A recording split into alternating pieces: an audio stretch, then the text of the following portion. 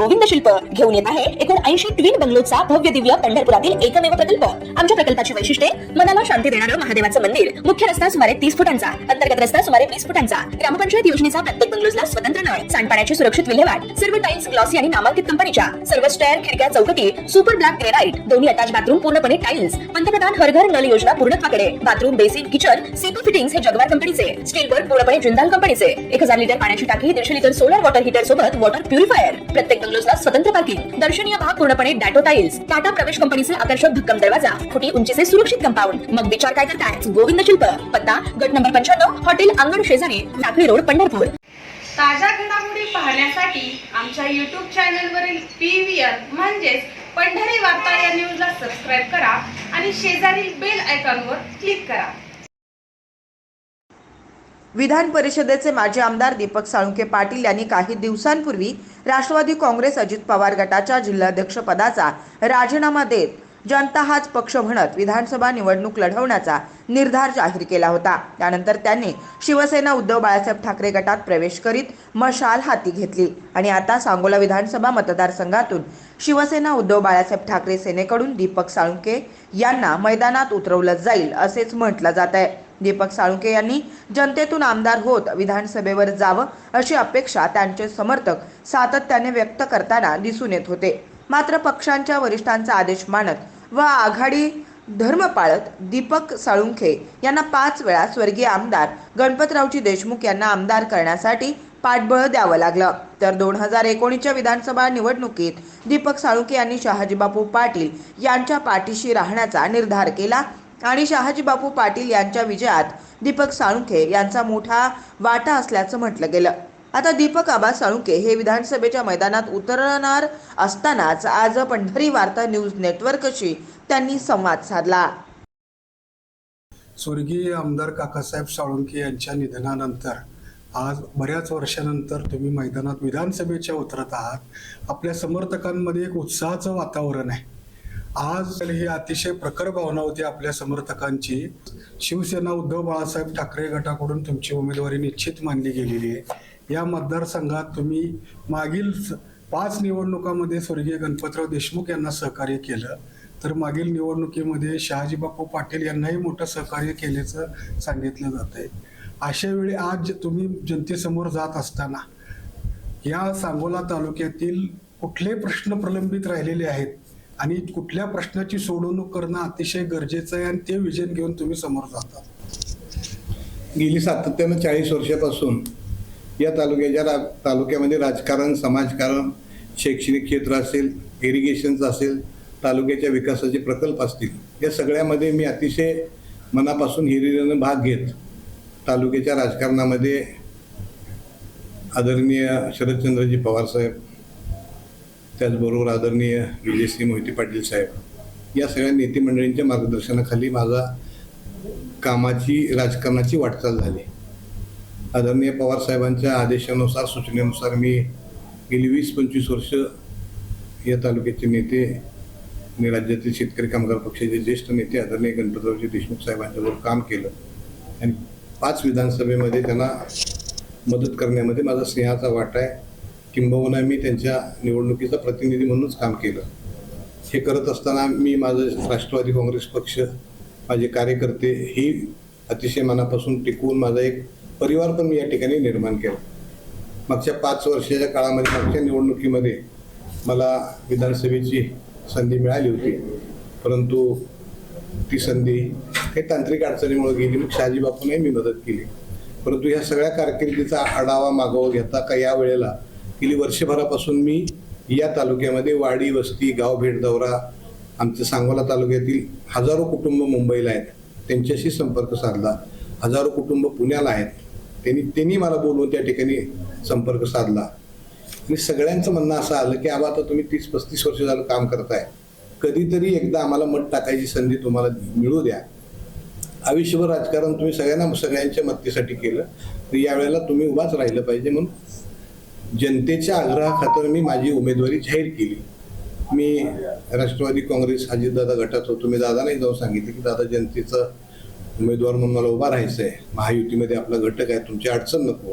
म्हणून आदरणीय तटकरे साहेब दादांना मी भेटून आलो त्यांनाही राजीनामा दिला आणि त्यांनी सांगितलं ठीक आहे, तुझ्या तालुक्यातली राजकीय परिस्थिती आणि शेवटी राजकारणामध्ये कार्यकर्ता पण महत्त्वाचा असतो, तो सांभाळला पाहिजे. त्यामुळे तिथं मी ते देऊन आलो. आता मी यापूर्वी एक पत्रकार परिषद घेतली होती आणि त्यामध्ये आवाहन केलं होतं की या ठिकाणी शेतकरी कामगार पक्षाच्या सगळ्या कार्यकर्त्यांना, माननीय आबासाहेबांना मी सहकार्य केलं. आता त्यांचे 2 नातू आहेत, डॉक्टर बाबासाहेब, डॉक्टर अनिकेत, त्यांचे माझे अतिशय चांगले संबंध आहेत. त्यांनी आत्ता राजकारणाची सुरुवात केलेली आहे या ठिकाणी. त्यांनाही सांगितलं आत्ता तुमची सुरुवात आहे, आम्ही 35-40 वर्ष जनतेच्या पाठ्या टाकतो, तर तुमच्या 20-25 वर्षाच्या राजकारणामध्ये माझी मदत झालेली आहे, तर एखादी टर्म थांबवून तुम्ही मला मदत करा. शहाजी बापूंनाही मी विनंती केली की मागच्या वेळेस तुम्हाला मदत केली, दोघांनाही विनंती केलेली आहे. आता अर्ज भरायची प्रक्रिया सुरू आहे, काय काय होते आज मला माहीत नाही, परंतु मी अतिशय नम्रपणानं या तालुक्यातल्या जनतेची सेवा केलेली आहे आणि मला निश्चितपणानं खात्री आहे की या तालुक्यातली जनता मला येणाऱ्या निवडणुकीमध्ये अतिशय प्रेमानं मतदान करेल आणि मी निश्चितपणानं सांगोला तालुक्याचं प्रतिनिधित्व करायसाठी मुंबईला निश्चितपणानं जाईल ही मला निश्चितपणानं या ठिकाणी खात्री आहे. 2019च्या निवडणुकीवेळी एक सहानुभूती होती. गणपतराव देशमुख हे पूर्णपणे वार्धक्याकडे झुकलेलं व्यक्तिमत्व, त्यांच्याबद्दल जनतेमध्ये प्रचंड सहानुभूती होती आणि पुढे अनिकेत देशमुख मैदानात उतरले, त्यांच्याबाबतही मोठी एक सहानुभूती होती आणि यातून तुमचं पाठबळ शहाजी बापू पाटील यांना मिळाल्यामुळं त्यांचा विजय संपादन झाला असं म्हटलं जात असतानाच मागील 5 वर्षाच्या कालावधीमध्ये तुम्ही खांद्याला खांदे लावून अनेक या भागातील विकास कामं सोडवण्यासाठी प्रयत्न केले, परंतु आज या मतदारसंघातून पुन्हा एकदा शहाजी बापू पाटील मैदानात उतरणं हे लक्षात आल्यानंतर मागील वेळेला त्यांनी तुम्हाला असा शब्द दिला होता, वेळी नक्की तुम्हाला संधी देऊ. हे बघा, राजकारणामध्ये अनेक गोष्टी असतात. माननीय आबासाहेबांच्यावर काम केलं, शहाजी बापूंच्यावर काम केलं. आता काही गोष्टी ज्या चर्चा झालेल्या असतात त्या सगळ्या जनतेत बोलायला पाहिजे अशातला काही भाग नाही, परंतु शहाजी बापूंनी माझ्या वाढदिवसाच्या वेळेला, माझ्या आईच्या 3ऱ्याच्या वेळेला त्यांनी सांगितलं होतं की मी काकीनं शब्द दिला होता की दीपकला पुढच्या वेळेला संधी दे. मी बापूंनाही विनंती केली, अजूनही वेळ आहे.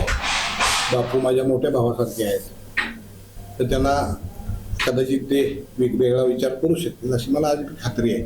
शेवटी राजकारण आहे, प्रत्येकाला होप्स ॲम्बिशन्स असतात, मग काय घडेल मला माहीत नाही, परंतु या दोन्ही ज्येष्ठ नेत्यांच्याबरोबर मी काम केलेलं आहे, त्यांनी मला मदत करावी ही माझी आणि आमच्या कार्यकर्त्याची पण इच्छा आहे. या मतदारसंघामध्ये पंढरपूर तालुक्यातील 15 गावांचा समावेश आहे. त्या 15 गावामध्ये विठ्ठल परिवार आणि पांडुरंग परिवार यांचं प्राबल्य मोठं आहे. तुम्ही आतापर्यंतची तुमची वाटचाल पाहिली तर तुम्ही अनेक मोठमोठे पदं भूषविलेले आहेत. जरी या मतदारसंघात विधानसभेच्या मैदानात तुम्ही उतरले नसले तरी राज्यात तुमची ओळख आहे एक मोठे नेतृत्व म्हणून. असे असताना पांडुरंग परिवाराच्या नेत्यांशी तुमचे सलोख्याचे संबंध राहिलेले आहेत आणि विठ्ठल परिवारातही सलोख्याचे संबंध राहिलेले आहेत. ह्या दोन्ही परिवाराला सोबत घेऊन तुम्हाला उद्याच्या विधानसभेला पुढे जावं लागणार आहे.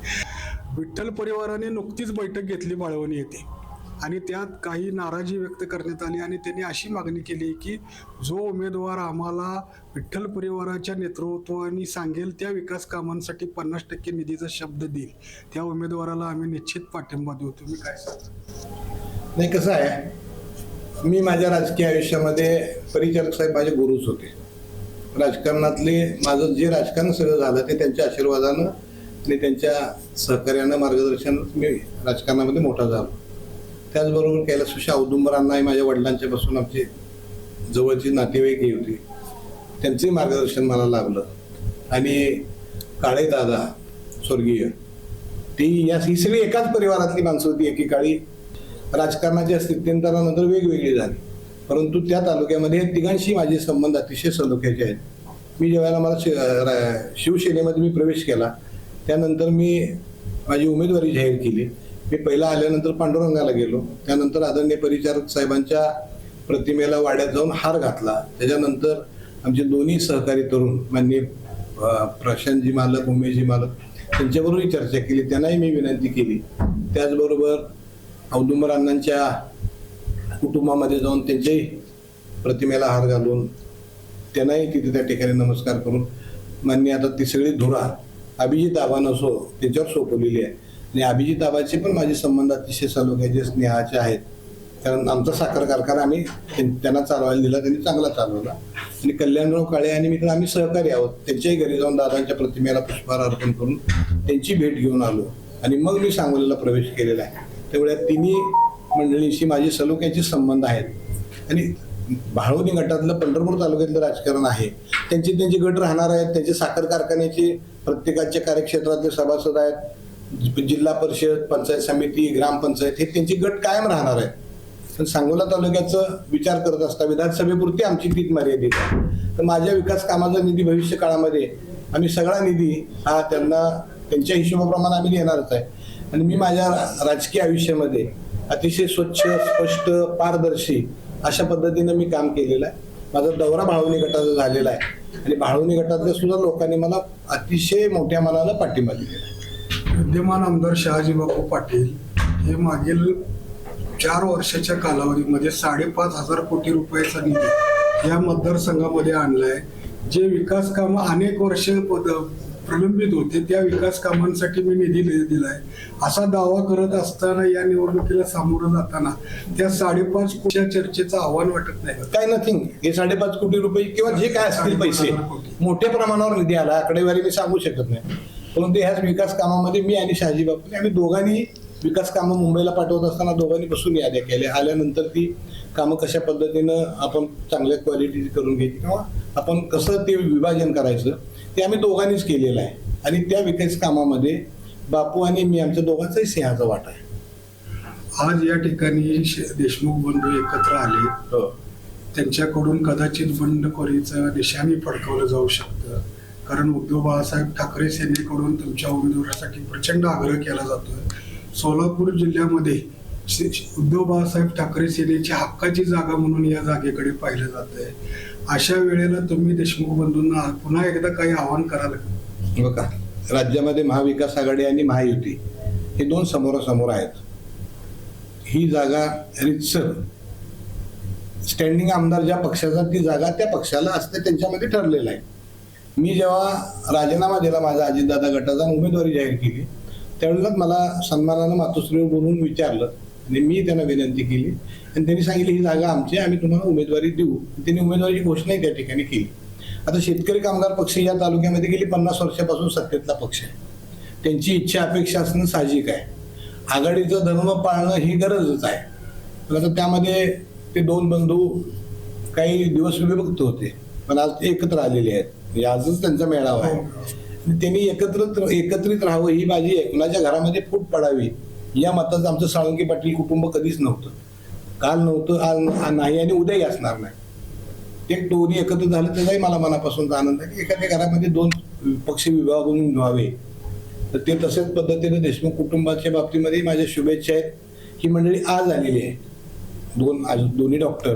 पण मी गणपतरावची सेवा 30 वर्ष केलेली आहे, 25 वर्ष. नुसती सेवा नाही तर गणपतरावच्या कपडे धुऱ्यासकटची सेवा मी बाहेर असताना ते वयस्कर झाले होते, दिल्लीला आम्ही मिळून जायचं. त्यामुळे ह्या 2 नातवांपेक्षा गणपतरावची सेवा माझी जास्त आहे. त्यामुळे माझा थोडासा हक्क त्याच्यावर जादाच आहे असं मला वाटतं. स्वर्गीय काकासाहेब साळुंके आमदार असताना त्यांना अगदी अल्प काळ संधी मिळाली, त्यांचं दुःखद निधन झालं. त्यानंतर गणपतराव देशमुख आमदार झाले. आता तुम्ही मैदानात उतरत आहात. तुमच्या समर्थकांची अनेक वर्षाची भावना होती की आबासाहेब विधानसभेवर गेलेच पाहिजे. तुम्ही किमान 5 ते 6 निवडणुकांमध्ये स्वर्गीय गणपतराव देशमुख यांना खूप मोठं सहकार्य केलेलं आहे. शरद पवार यांचे आदेश शिरसावद्य मानून आज या देशमुख बंधूंकडून तुम्हाला महाविकास आघाडीकडूनच उमेदवारी मिळण्याची शक्यता असताना त्यांनी एवढा वेळ तुम्हाला संधी द्यावी असं तुम्हाला वाटतं? 100% वाटते. आजही वाटते, अजून वेळ आहे, भविष्यातही वाटते. त्यांनी द्यावी असं माझं मत आहे. कारण मी मगाशी सांगितलं तुम्हाला, हे 2 डॉक्टरांनी जेवढी गणपतरावांची सेवा केली त्याच्यापेक्षा जास्ती 25 वर्ष मी आमदार साहेबांची सेवा केलेली आहे. त्यामुळे सेवेकरी म्हणून आणि त्यांचा घरातला म्हणून माझा जास्त अधिकार आमदार साहेबांच्यावर त्या पक्षावर आहे. तो त्यांनी ठेवावा अशी माझी विनंती आहे. ज्येष्ठ नेते शरद पवार यांची आपण भेट घेतली होती. महाविकास आघाडीचे ते ज्येष्ठ नेते ज्या ठिकाणी कुठं जागेचं काही अडचण निर्माण होईल किंवा कुठंतरी काहीतरी कुरबुर होण्याची शक्यता आहे त्या ठिकाणी पवार साहेब जो सांगेल तो शब्द प्रमाण मानला जातोय. तुम्ही त्यांचीही भेट घेतली आहे, आश्वस्त आहात त्या भेटीबद्दल? मी पवार साहेबांना भेटलो साहेबांना सांगितलं, साहेब तुमच्या आदेशानुसार मी माननीय गणपतराव देशमुख साहेबांची 25 वर्ष सेवा केलेली आहे. मी थांबलेलो आहे. माझं राजकीय करिअर असताना सुद्धा मी विधानसभा लढवलेली नाही. पवार साहेबांना सांगितले की मी तुमच्या शब्दाखातर 25 वर्ष थांबलोय, तर आपण त्यांना विनंती करून 5 वर्ष थांबवावं असं साहेबांना विनंती करून त्यांचं दर्शन घेऊन मी मार्गस्थ झालेलो आहे त्या दिवशी. धन्यवाद. धन्यवाद.